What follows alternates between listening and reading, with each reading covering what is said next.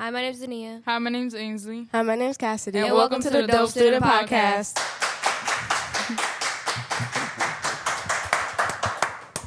So today we're here with Suleiman Hassan, founder and CEO of Soldiers for Recovery. Okay, so today we're going to be asking you some questions. Can you tell us more about your journey and what inspired you to turn your life around and start Soldiers for Recovery? Okay, here's a little background. I grew up in West Philadelphia, born and raised, in the playground where I spend most of my days. It's like, no, listen, I grew up in West Philadelphia.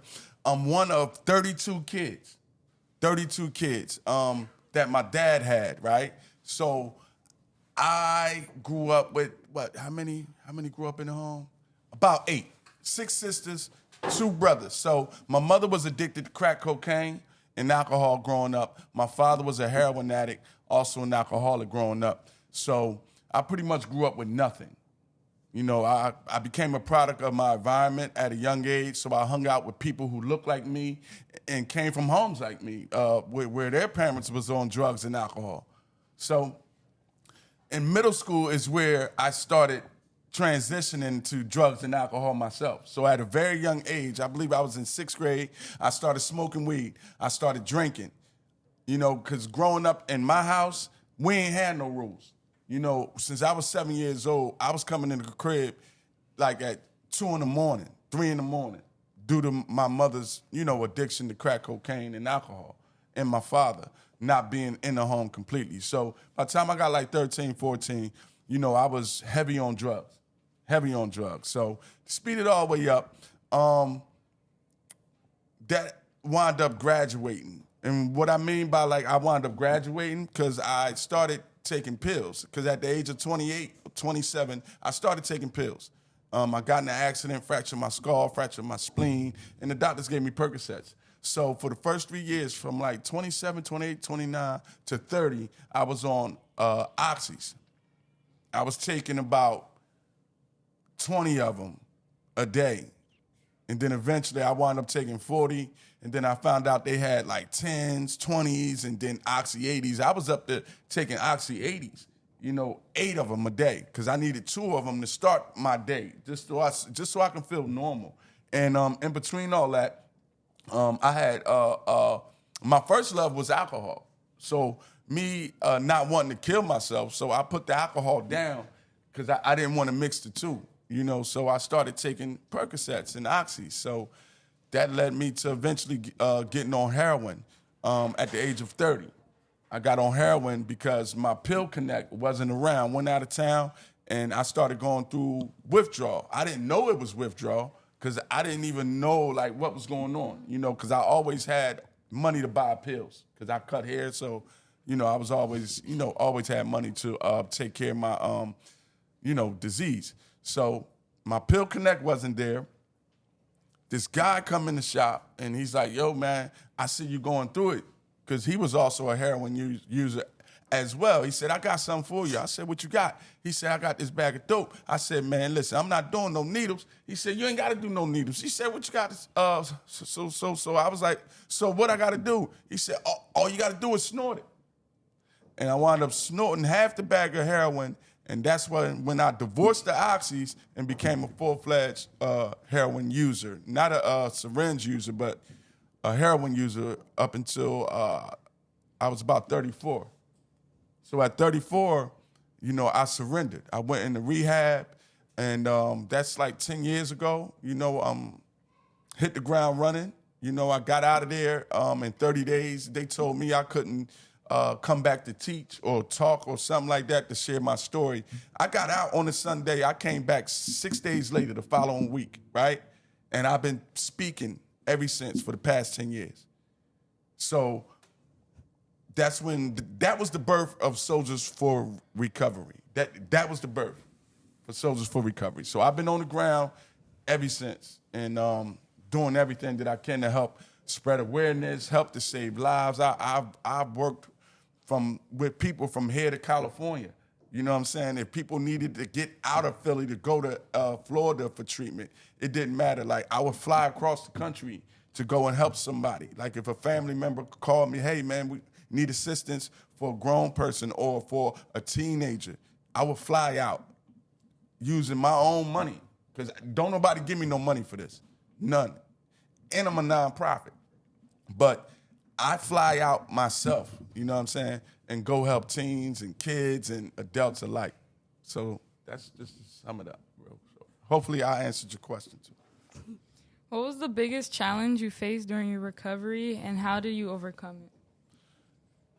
The biggest challenge I faced was when I came home from rehab, and when they said, when you have that first craving, that first thought of using again, and they said, you pick up a phone, you call somebody, you call your sponsor, you call a friend, a loved one who can, help you through it. So when I got out of rehab, the first week, I had went back to work, because I used to work for the school district as well, because I wound up quitting barbering, running my own program. I said, maybe if I get a job, then I'll stop using. So it didn't work. So when I came home and I did stop using, I went back to work. I got my first check that week, and I sat and cried like a baby. I cried so bad because I know if I go outside right now at that moment, I wouldn't be sitting here today. So I cried. I picked up the phone. My mom ain't answer. My wife ain't answer. My sponsor ain't answer. And I heard in the back of my mind, God said, it's me and you. How bad you want it? And that was the most challenging time of my life during this battle of substance abuse disorder that I have. And that happened twice. That was the most hardest time in my life. I never experienced anything like that in my life. Great question, too. You've been sober for over 10 years. What has been the most rewarding part of your sobriety? Yes, great question. Okay, so what is the most amazing part you said? Most rewarding part? Rewarding part is learning to love myself again. Learning to just be of assistance, of helping someone get their life back. Like, I have a mentee right now, and a couple years ago, 7 years ago, he was like living downtown Philadelphia, sleeping by a dumpster. Today, he's working on his doctor's degree. Me helping him, that's my reward. That's my reward that you can't pay for that. And another thing, just becoming a husband again, becoming a grandfather now, and just being present for my family and others. So, yeah. Substance abuse, especially among youth, is a major issue today. Can you share some of the key statistics that young people should be aware of? Oh, man. Absolutely. That's a great question.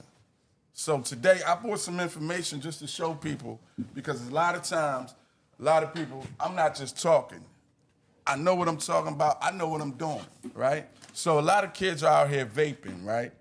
And a lot of them don't know what can happen to their lungs, right? So I want y'all to see this right here, right? Where's the camera at? Which one? This one right here. Young man, young woman. If y'all watching this right here, this is called popcorn. Popcorn lungs, right? Popcorn lungs, right? Popcorn lungs or bronchitis is a real serious condition where the smallest airways in the lungs become scarred and narrow, leading to breathing difficulties. It can be caused by inhaling harmful chemicals, which was found in some e-cigarettes.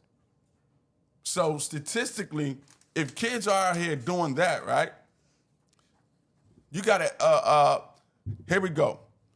Youth and vaping epidemic. Look, I wanna show y'all what is in this chemical of vaping and the harms and short-term and long-term effects of vaping. Here we have over 1.6 million middle and high school students vaping in the U.S. today.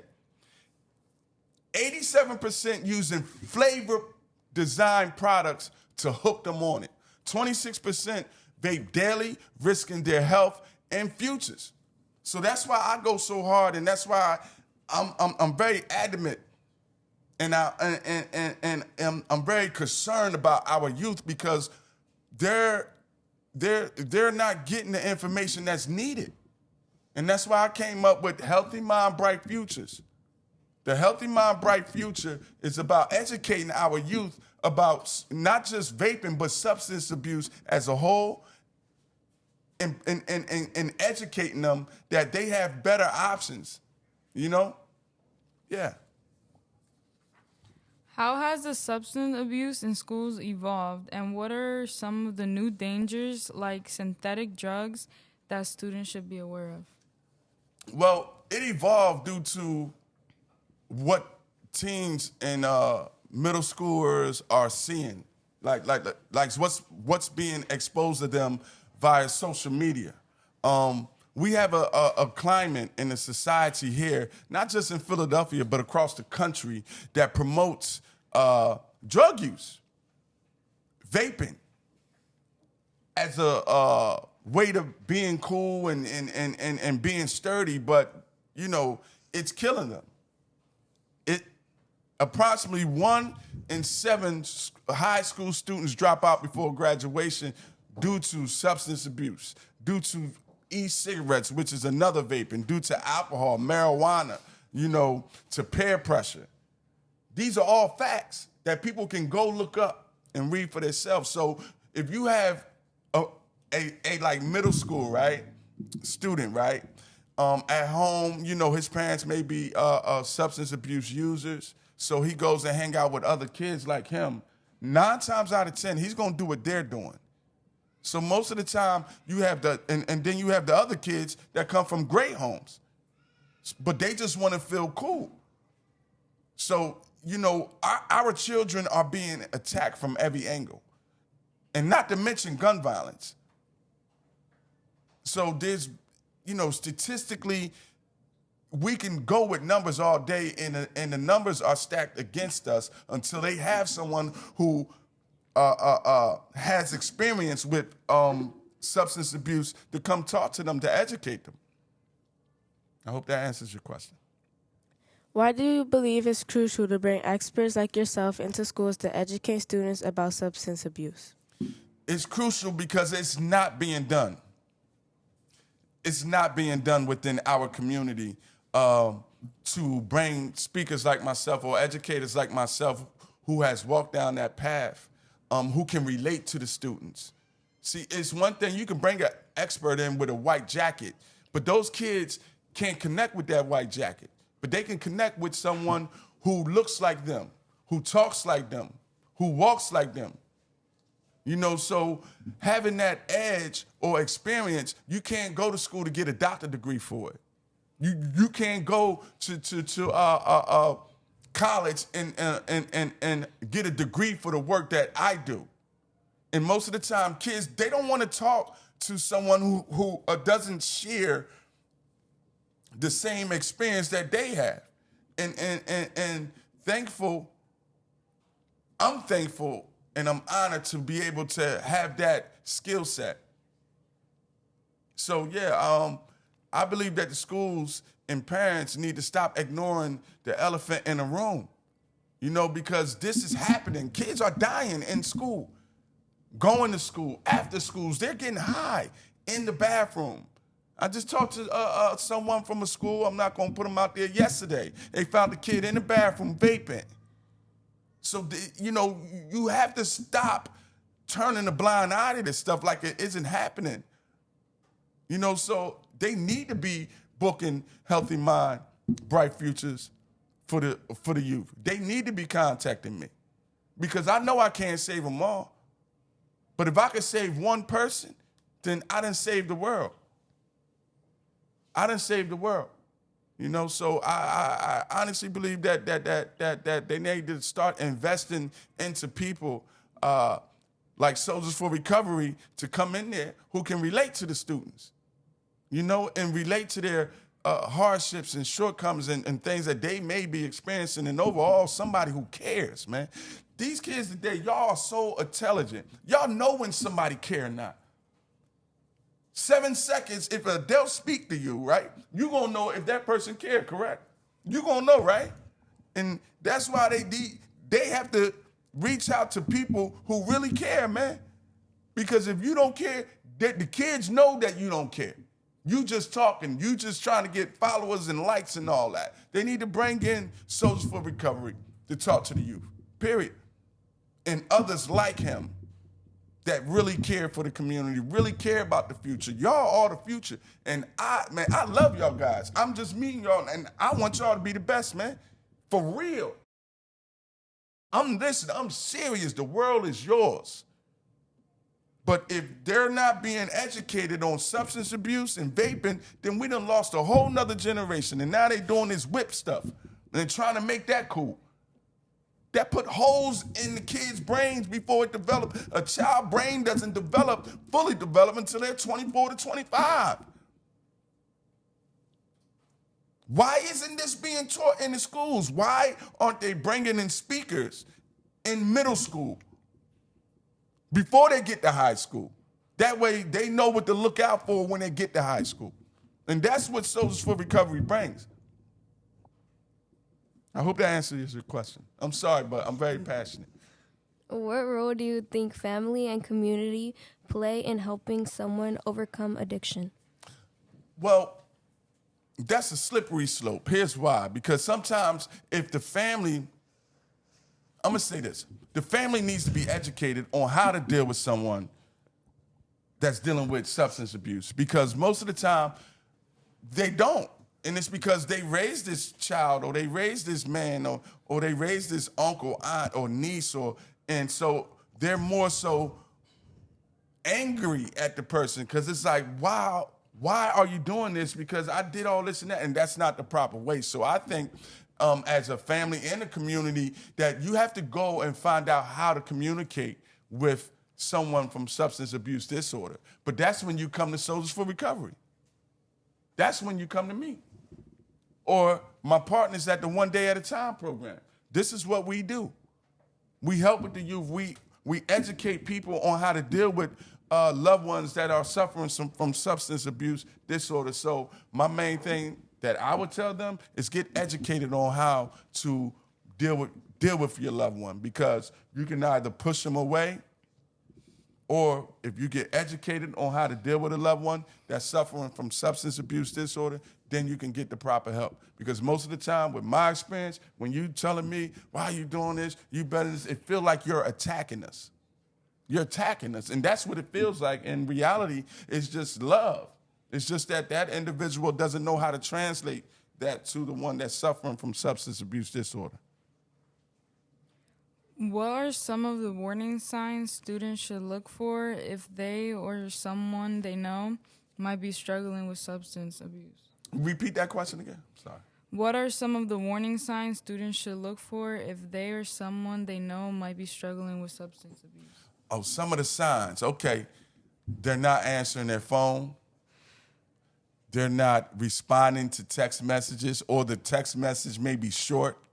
It's not, they're standoffish. You don't see them as much. You know, you got to look at their skin because the skin gets darker. You got to look at their eyes. The eyes get a little reddish. Sometimes they're hyperactive. Sometimes they're just down, and it's like, what's wrong?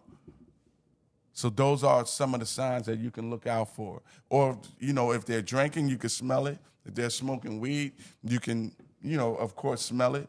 And if they're vaping, then you won't be able to smell it, but you'll see them, you know, dip off because they don't want to do it in front of you, you know, because they feel ashamed. So those are like the key signs that to look for. Those are the signs to look for. You use humor in your presentations, a unique approach for such a serious topic. How do you think this helps you connect with your audience? Oh, man, it makes me connect with my audience in a way because we all are human, correct? So in my life, I grew up with, like, you know, a lot of siblings and a lot of people around me. So early on in my life, I always knew how to communicate with humans. So I would just be myself. I would just be myself because that's the easiest way to connect with humans, rather young or old. So I like to just be myself and use that as a tool to help others, young, um, beat the disease of addiction or take them away from substance abuse. Can you share a memorable story from your career where you witnessed a breakthrough moment for someone dealing with substance abuse? Absolutely. So right now, I'm dealing with a friend of mine, a brother of mine. His name is K. Dot. Everybody knows K. Dot. He's a Philadelphia legend um, who's been battling with substance abuse disorder for a long time now.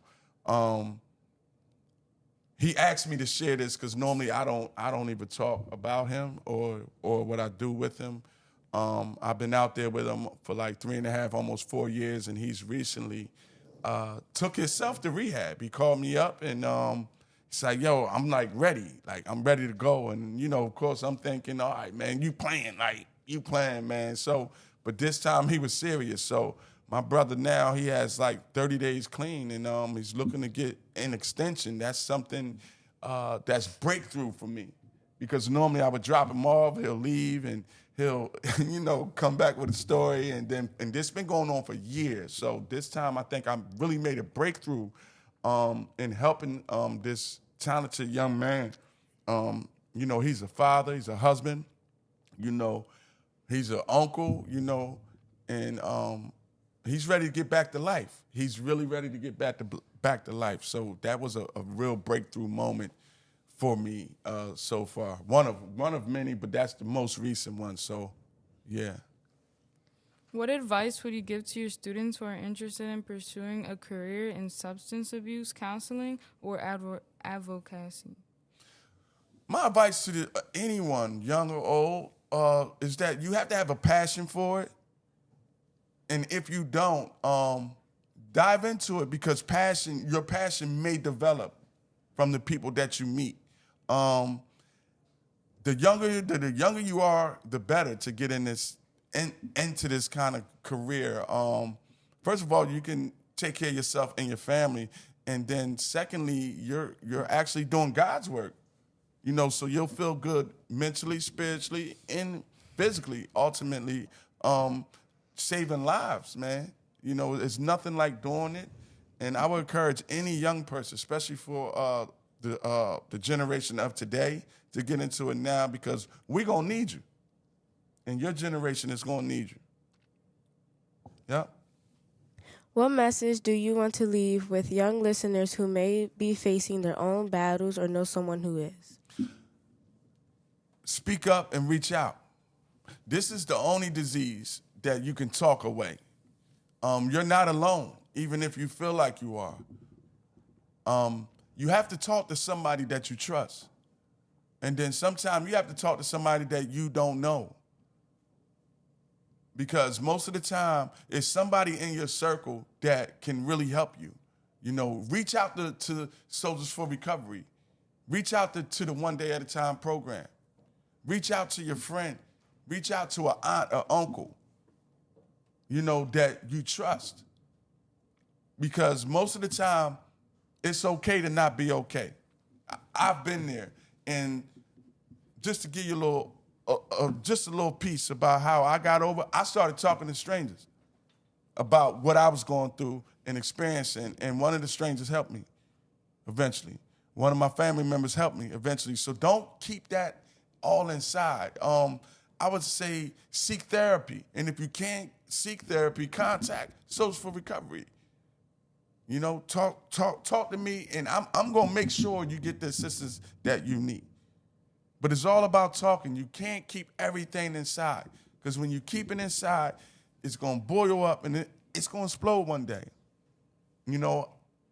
I understand you. I understand what you're going through, every aspect of it. I understand what you may be going through at home, whether it's drug abuse, sexual abuse, mental abuse, lack of resources. Understand all of that. And you're going to make it, but you have to talk. You have to talk. And that's what I would tell them. Lastly, is there any social media accounts you would like to share with us? Say that again? Social media accounts. Yes. Follow me at Soldiers for Recovery. You can follow me on Instagram. That's where I post all my videos at. Every morning you'll find a motivational message for the day. And just give me 1 second. I'm gonna call you right back. All right. I'm sorry about that. I thought that was K-Dot. So yeah, you can find a very motivational message right there. Every morning, every day, I encourage you to share it. Share it with everyone. You may be saving somebody's life just from that video. I've saved so many lives from that video. It's like unbelievable from me posting once a day. Once a day, I saved so many lives. And that's how I got in front of you guys today.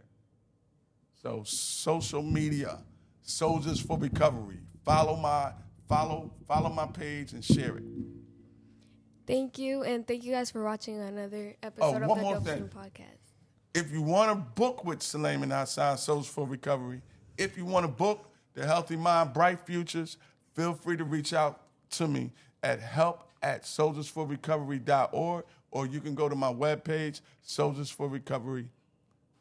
What is it? soldiersforrecovery.com. Thank you.